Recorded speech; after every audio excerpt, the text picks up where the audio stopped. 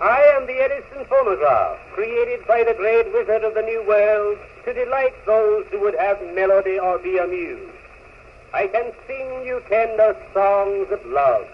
I can give you merry tales and joyous laughter.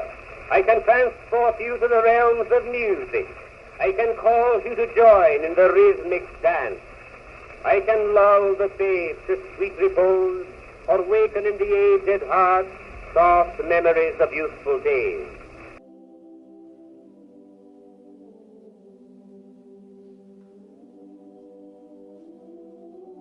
Now, the first thing that we notice in this parable is that it is midnight.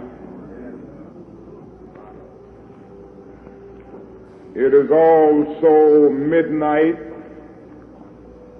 in our world today.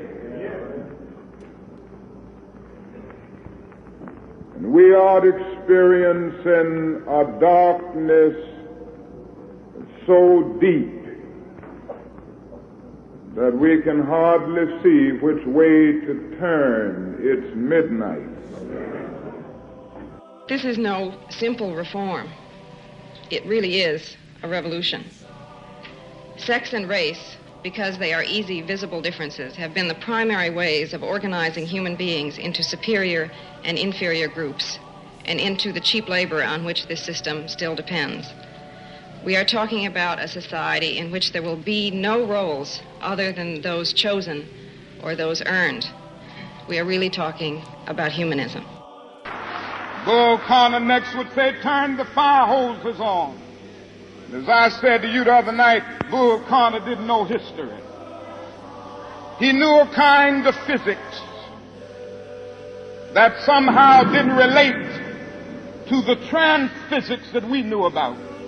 And that was the fact that there was a certain kind of fire that no water could put out.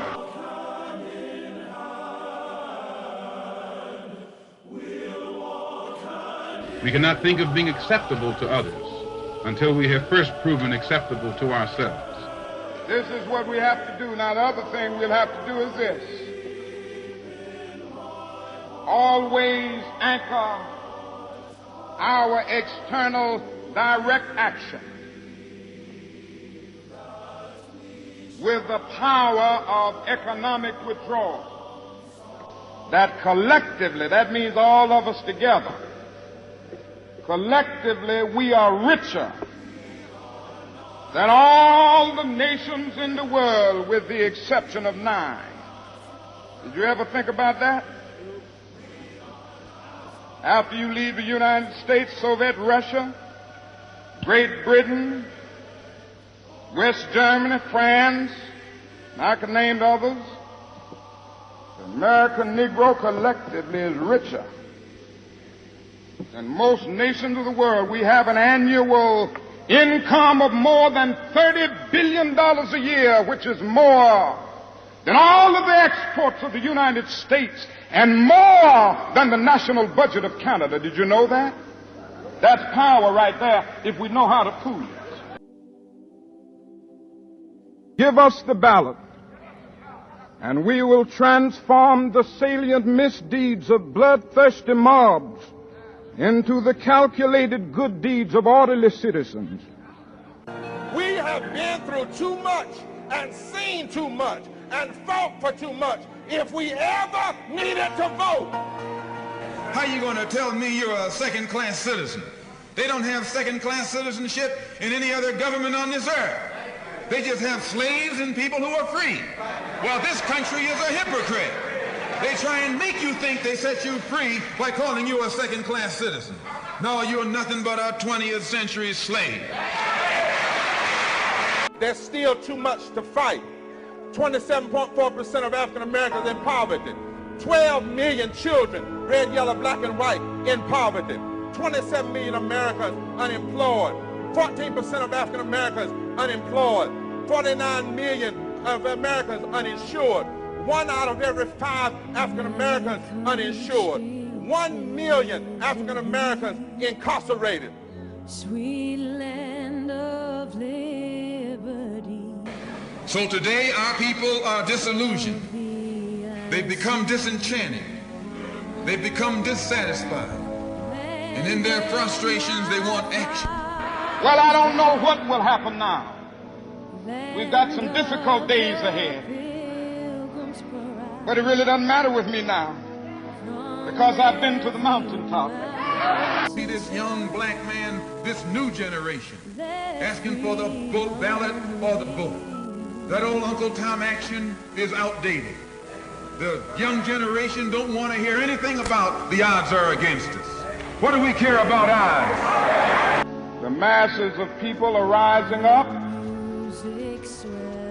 and wherever they are assembled today, whether they are in Johannesburg, South Africa, Nairobi, Kenya, Accra, Ghana, New York City, Atlanta, Georgia, Jackson, Mississippi, or Memphis, Tennessee, the cry is always the same: we want to be free. We see that all these other sources to which we've turned have failed. We stop turning to them and turn to ourselves. We need a self-help program, a do-it-yourself philosophy, a do-it-right-now philosophy. It's already too late philosophy. This is what you and I need to get with. We must do more with more. So from now until November, email everybody you know. Tell them to show up. Because if we ever needed to vote, we sure do need to vote now. Text everybody, tell them to show up. MySpace everybody, tell them to show up. Take some of them friends you don't need to have off Facebook and get some real friends up there. Tell them to show up. Call everybody you know. Knock on everybody's door. I don't know how to tweet, but my children Adora can tweet. So I told them to tweet. And he's allowed me to go up to the mountain. And I've looked over, and I've seen the promised land. I may not get there with you, but I want you to know tonight that we as a people will get to the promised land.